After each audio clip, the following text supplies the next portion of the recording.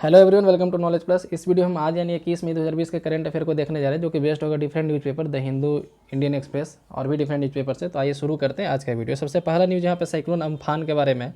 Cyclone Amphan यहाँ पे West Bengal coast को हिट किया। यहाँ पे आप देख सकते हैं कि cyclone Amphan met landfall at 2:30 PM on Wednesday between Digha in West Bengal and Hatiya island in Bangladesh. तो कौन से आइलैंड के बीच में फॉल किया है? तो दीघा आइलैंड जो कि वेस्ट बंगाल में है और हटिया आइलैंड जो कि बांग्लादेश में है, ये दोनों के बीच में फॉल किया है साइक्लोन अम्फान। इसका यहाँ पे देख सकते हैं किस तरीके से है। जैसे 19 मई को यहाँ से चला था, उस समय इसका स्पीड 204 किलोमीटर पर आवर था। धीरे धीरे हालांकि इसका स्पीड कम रहा है ना। और 20 मई को यहाँ पे 120 किलोमीटर के स्पीड से हिट किया है। इसके कारण से इस पूरे इलाके में लगभग बारिश हो रहा है। मिजोरम में भी बारिश हो रहा है। और ये 22 मई को जो है यहाँ पे पहुँचने वाला है, उस समय स्पीड इसका 56 किलोमीटर रहेगा। ठीक है। तो विंड स्पीड जो साइक्लोन कोलकाता में था वो 120 किलोमीटर पर आवर था। हैवी रेनफॉल हुआ, लगभग 500 मिलीमीटर का रेनफॉल हुआ। ठीक है। और असम और मेघालय के रीजन में भी होगा अभी। और 22 मई को जो है रिड्यूस इंटेंसिटी के साथ असम पहुंचने वाला है ये साइक्लोन। ठीक है। तो साइक्लोन अम्फान के बारे में ये था कल का जो उसका पाथ है। तो साइक्लोन अम्फान नाम किसके द्वारा दिया गया? तो नाम जो है थाईलैंड के द्वारा दिया गया। नाम जो है नेमिंग जो है थाईलैंड के द्वारा किया गया अम्फान। तो थाईलैंड क्यों किया है नेमिंग? क्योंकि इसके नेमिंग का एक प्रॉपर पैटर्न है। इसके नेमिंग करने का एक प्रॉपर पैटर्न है, जो कि आईएमडी के इस एरिया में जितने भी इंडियन ओशन वाले जो एरिया उसमें आईएमडी के द्वारा किया जाता है। ये सितंबर 2004 में पैटर्न अपनाया गया था। सितंबर 2004 में पैटर्न अपनाया गया था। उस समय 8 कंट्री थे और 8 नाम 8 कंट्री से मांगा गया था। तो 64 नाम पहले था। और अम्फान जो है सबसे लास्ट नेम है। अम्फान सबसे लास्ट नेम है, यानी 64th नेम है। अभी जो है 13 कंट्री का ग्रुपिंग बनाया गया। तो 169 नेम का एक फ्रेश लिस्ट अभी जो है आईएमडी के पास है। तो अगला जो साइक्लोन आएगा इस 169 में से कोई नाम को चूज किया जाएगा अल्फ़ाबेटिकली ऑर्डर में। तो बांग्लादेश के द्वारा जो पहला नाम होगा ना, वही नेक्स्ट नाम होगा। तो 13 देश कौन कौन है? तो 13 देश है Bangladesh, India, Myanmar, Maldives, Oman, Pakistan, Sri Lanka, Thailand, Iran, Qatar, Saudi Arabia, UAE और यमन। तो ये जो 5 है, Iran, Qatar, Saudi Arabia, UAE और यमन, ये अभी शामिल हुआ है 5। ये 8 जो पहले से था, है ना। कौन कौन था? तो Bangladesh, India, Myanmar, Maldives, Oman, Pakistan, Sri Lanka and Thailand. तो ये 13 कंट्री अभी है। पहले 8 कंट्री था। 8 कंट्री से 8 नाम यानी 64 नेम को मांगा गया था। तो सितंबर 2004 से पैटर्न चालू था। अभी जो है अम्फान सबसे लास्ट नेम था उस लिस्ट का। तो बांग्लादेश तो अभी जो है 13 कंट्री का जो 13 नाम है, यानी 169 नेम जो है क्या लिस्ट आईएमडी के पास है। तो बांग्लादेश का जो सबसे फर्स्ट नेम रिकमेंडेड होगा, वही जो है अगला बार नाम रखा जाएगा किसी भी साइक्लोन का जो इंडियन ओशन के आसपास आएगा। उसके बाद फिर इंडिया का फर्स्ट नेम यूज़ किया जाएगा। उसके बाद मालदीव्स का फर्स्ट नेम, उसके बाद म्यांमार का फर्स्ट नेम। इस तरीके से सबका फर्स्ट नेम यूज होगा। फिर अल्फ़ाबेटिकल ऑर्डर में सेकंड नेम यूज होगा, है ना। इस तरीके साइक्लोन के बारे में देख लेते हैं। तो साइक्लोन जो है लो प्रेशर होता है सेंटर में और चारों तरफ होता है हाई प्रेशर। साइक्लोन क्या है? सेंटर पे लो प्रेशर और चारों तरफ हाई प्रेशर होता है। और नॉर्दर्न सेंटर पे लो और चारों तरफ हाई प्रेशर होता है। नॉर्दर्न हेमिस्फीयर में एंटी क्लॉकवाइज चलता है और साउदर्न हेमिस्फीयर में क्लॉकवाइज चलता है। तो है साइक्लोन के बारे में। इसी का उल्टा सब कुछ कर दे तो एंटी साइक्लोन हो जाएगा। नेक्स्ट न्यूज़ यहाँ पे कि domestic flight to resume on May 25। तो अभी एक बहुत अच्छा न्यूज़ आ रहा है कि 25 मई से डोमेस्टिक फ्लाइट है ना, मतलब कि इंडिया के अंदर का फ्लाइट चालू होने वाला है। एयरपोर्ट को रेडी होने के लिए बोला गया। और कैप ऑन फेयर्स मतलब भाड़ा पे मिनिमम और मैक्सिमम भाड़ा जो है गवर्नमेंट के द्वारा तय किया जाएगा। और कहा जा रहा है कि 1/3 कैपेसिटी के साथ चलेगा। तो जो प्लेन चलेगा, है ना, फ्लाइट जो भी चलेगा 1/3 कैपेसिटी के साथ चलेगा। ठीक है। नेक्स्ट न्यूज़ यहाँ पे कि China एक्यूजेज India of trace pass LAC हिट्सअप। तो ट्रेस पास यानी कि चाइना के द्वारा ऐसा एलिगेशन लगाया गया है कि मतलब इंडियन सोल्जर जो है उसके टेरिटरी में चले गए थे, सिक्किम और लद्दाख वाले एरिया में। ठीक है। मतलब सिक्किम और लद्दाख के पास जो बाउंड्री है चाइना का, उसके टेरिटरी में चल गए थे, इसके आसपास वाले में, सिक्किम और लद्दाख वाले में। तो ऐसा कहा गया कि उन लोगों को पेट्रोलिंग करने से रोका गया, इंडियन सोल्जर उधर चले गए थे। हालांकि इंडियन गवर्नमेंट इस पर अभी कुछ नहीं बोला है ना। इसके बारे में पॉजिटिव या निगेटिव कोई भी न्यूज़ नहीं दिया कि हाँ ऐसा हुआ था या नहीं हुआ था। ठीक है। तो हम लोग यहाँ पे बस देख लेते हैं LAC यानी कि लाइन ऑफ एक्चुअल कंट्रोल किसके बीच में? इंडिया और चाइना के बीच में। ठीक है। इंडिया और चाइना के बीच में एक और लाइन है, मैकमोहन लाइन है। ठीक है। जो अरुणाचल प्रदेश के आसपास एरिया बनाता है, बाउंड्री बनाता है। नेक्स्ट है Nepals new political map unacceptable says India. तो नेपाल के द्वारा भी एक नया पॉलिटिकल मैप जारी किया गया है। इंडिया बोला कि अनएक्सेप्टेबल है। अनएक्सेप्टेबल कहने का मतलब कि इंडिया उसको नहीं मानेगा, ऐसा इंडिया का कहना है। अब इंडिया क्यों नहीं मानेगा? क्योंकि उसमें काला पानी का जो एरिया है नेपाल के अंदर दिखाया गया। काला पानी डिस्प्यूट क्या है? तो सुगौली का ट्रीटी हुआ था, एक एंग्लो नेपाल वॉर ही हुआ था। ठीक है। एंग्लो नेपाल वॉर जो हुआ था 1814 में हुआ था, उसी के तहत एक ट्रीटी हुआ था जिसको बोलते हैं सुगौली की संधि या सुगौली ट्रीटी। ठीक है। तो सुगौली ट्रीटी के तहत इंडिया और नेपाल के बीच में बाउंड्री डिपार्ट होता है। सुगौली का ट्रीटी जो 1816 में हुआ था, एक्चुअली ये साइन 1815 के दिसंबर में हुआ था, 2 दिसंबर 1815 में साइन हुआ था, लेकिन रेटिफिकेशन हुआ था 1816 में जाकर के 4 मार्च 1816 को, 4 मार्च 1816 को रेटिफाई हुआ था, इसलिए सुगौली ट्रीटी 1816 का माना जाता है। किसके बीच हुआ था? तो ईस्ट इंडिया कंपनी और किंग ऑफ नेपाल के बीच में हुआ था। किसके बीच में? ईस्ट इंडिया कंपनी और किंग ऑफ नेपाल के बीच में हुआ था। एंग्लो नेपाल वार जो है 1814 से 1816 तक चला था, इसी के तहत सुगौली का ट्रीटी हुआ। तो सुगौली अभी बिहार के वेस्ट चंपारण डिस्ट्रिक्ट में है, सुगौली एक गांव है, वहीं पे ट्रीटी साइन हुआ था। उसी के तहत जो इंडिया और नेपाल का बाउंड्री एक्सेप्ट किया जाता है। तो इसमें क्या है कि काली नदी को बाउंड्री माना गया था उत्तराखंड और नेपाल के बीच में, मतलब इंडिया और नेपाल के बीच में, ठीक है। यहाँ पे जो ऐसे नेपाल है ना, तो यहाँ पर जो बाउंड्री है वो उस काली नदी को माना जाता है। तो काली नदी, जैसे नदी अपना रास्ता चेंज करते रहती है, जैसे तो काली नदी पहले जो है, ऐसे मान लीजिए कि ऐसा कुछ सिचुएशन है, यहाँ से काली नदी से निकलती है, तो नेपाल का कहना है कि काली नदी इस वाले पॉइंट से ओरिजिनेट होती है, और इंडिया का कहना है कि यहाँ से ओरिजिनेट होती है, यानी बी वाले पॉइंट से। तो इसके तहत इतना जो एरिया बच रहा है, इसी के लिए डिस्प्यूट है।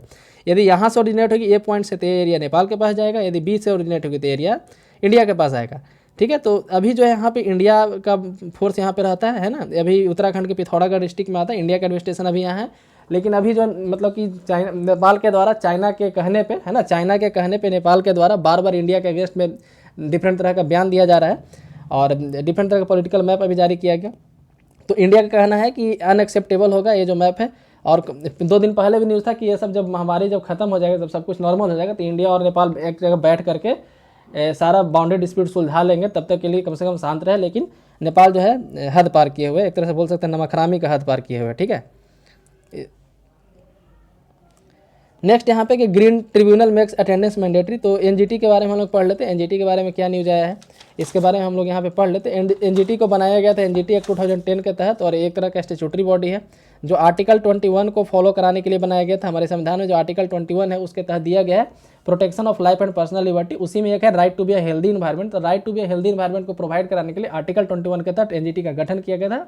एनजीटी एक्ट 2010 में स्टैट्यूटरी बॉडी है, ये हर तरह के इन्वायरमेंटल लॉ से डील करता है, लेकिन 2 लॉ को छोड़ करके, जितने भी इंडिया में इन्वायरमेंटल लॉ है सबको डील करता है, लेकिन 2 लॉ को छोड़ के। कौन है?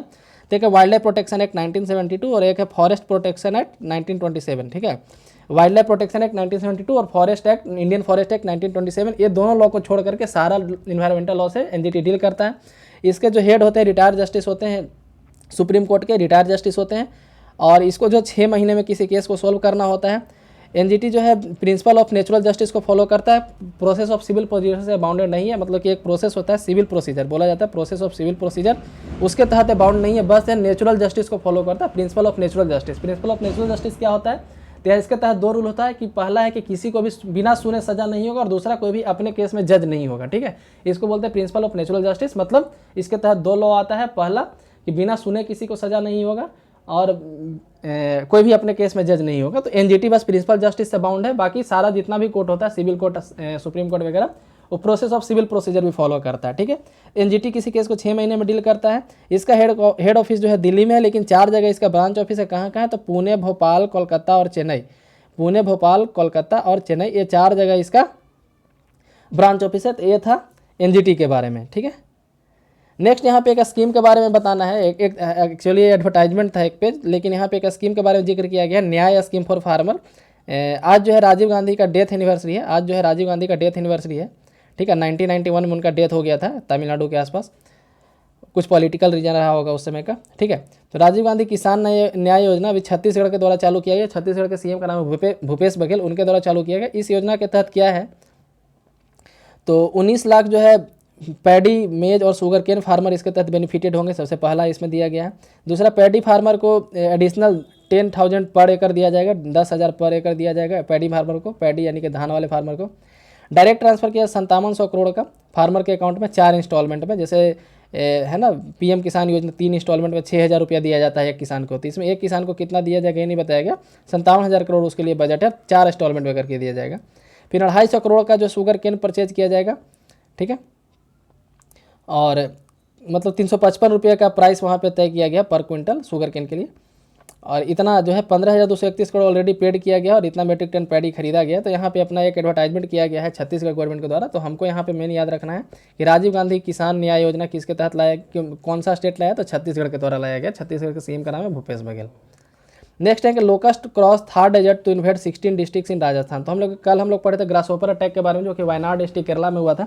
आज हम लोग पढ़ने वाले हैं लोकस्ट अटैक के बारे में, सारा आफत एक ही साथ आ रहा है। तो लोकस्ट अटैक जो है, लोकस्ट क्या होता है, तो ये शॉर्ट हॉर्न ग्रासहोपर है। लोकस्ट भी एक तरह का ग्रासहोपर ही जो शॉर्ट हॉर्न होता है, ठीक है। ये काफ़ी ज़्यादा फसल को नुकसान पहुँचाता है। जैसे पिछले साल मध्य प्रदेश में मक्का का जो फसल था, मेज का बहुत बर्बाद कर दिया था। लोकस्ट जो है मेनली कहाँ से आता है, तो जो नॉर्थ अमेरिका अफ्रीका का जो नॉर्दर्न पार्ट है, जो इधर हॉर्न ऑफ अफ्रीका जिसको बोला जाता है, हॉर्न ऑफ अफ्रीका देखिए बोला जाता है 4 कंट्री को बोला जाता है, सोमालिया, इरिट्रिया, इथोपिया और डिजुबाती, ठीक है।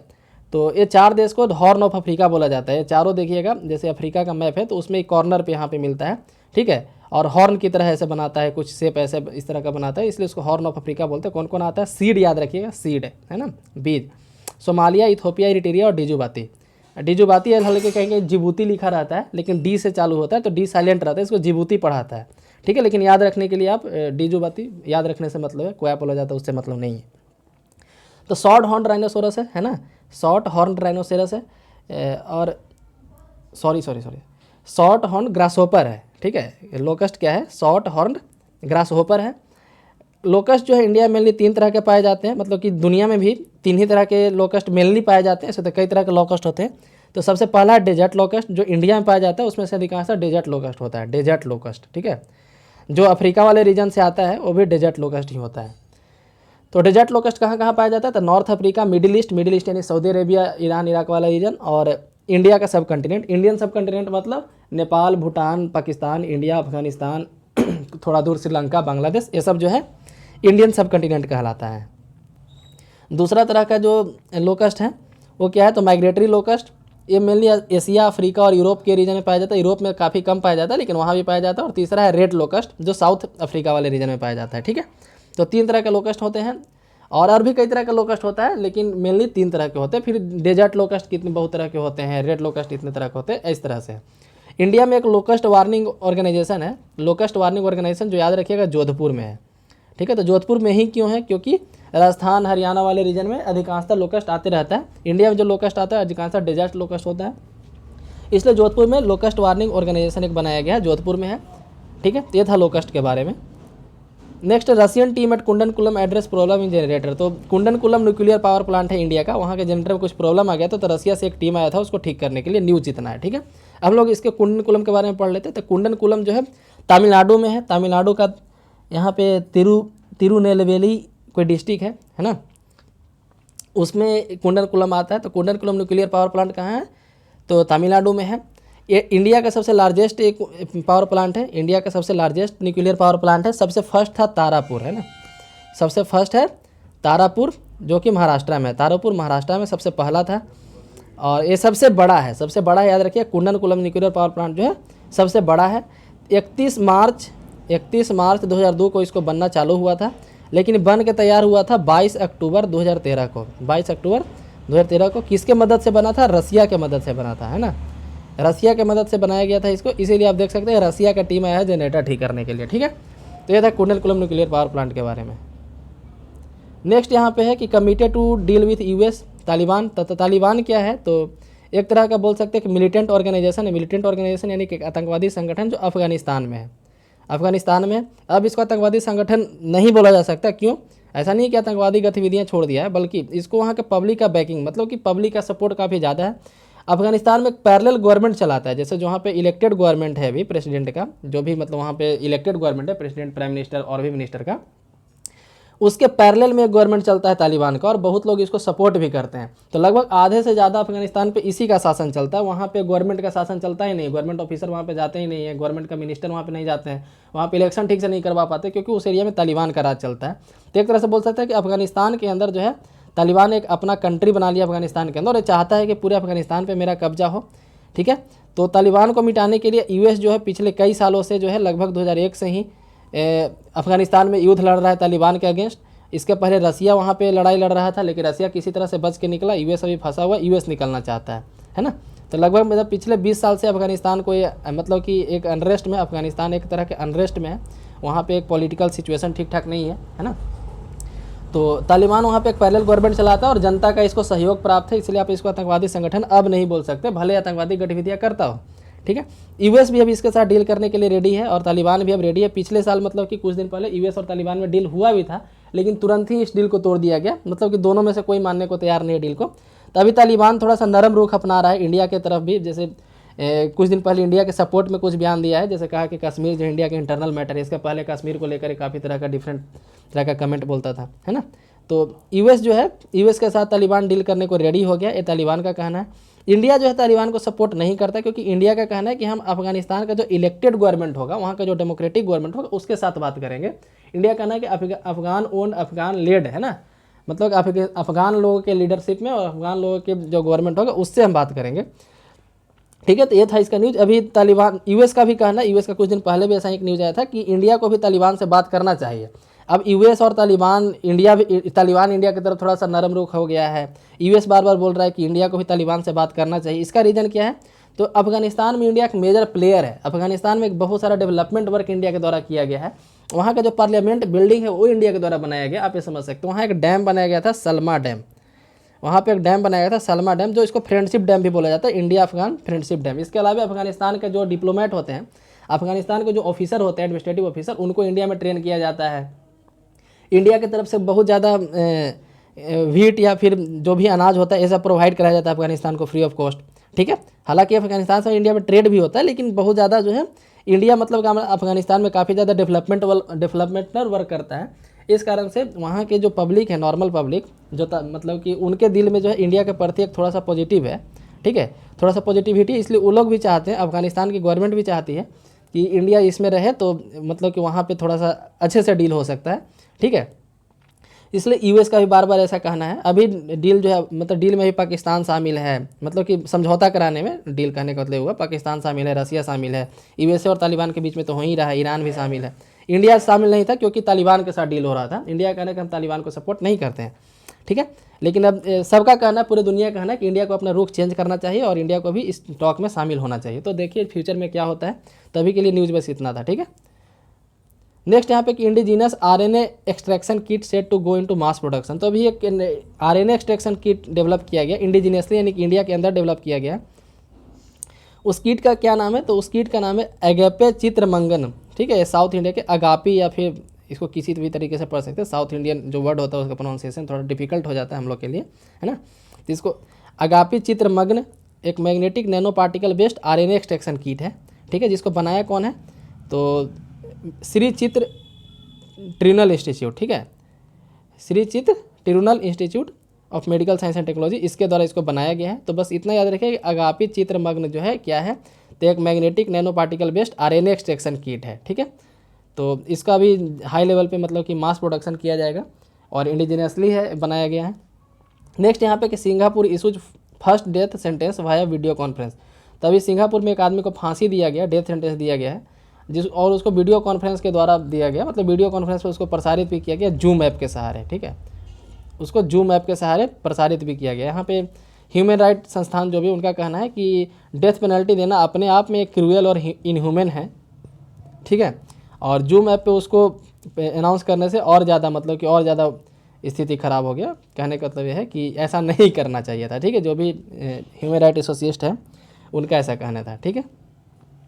तो ये पूछा जा सकता है कि किस कंट्री के द्वारा भी वीडियो कॉन्फ्रेंसिंग पे प्रसारित किया गया एक डेथ सेंटेंस को, तो याद रखिएगा सिंगापुर के द्वारा ऐसा किया गया, ठीक है। तो इसी के साथ आज का न्यूज़ एनालिसिस समाप्त होता है। यदि वीडियो पसंद है तो लाइक करें, चैनल को सब्सक्राइब करें। धन्यवाद।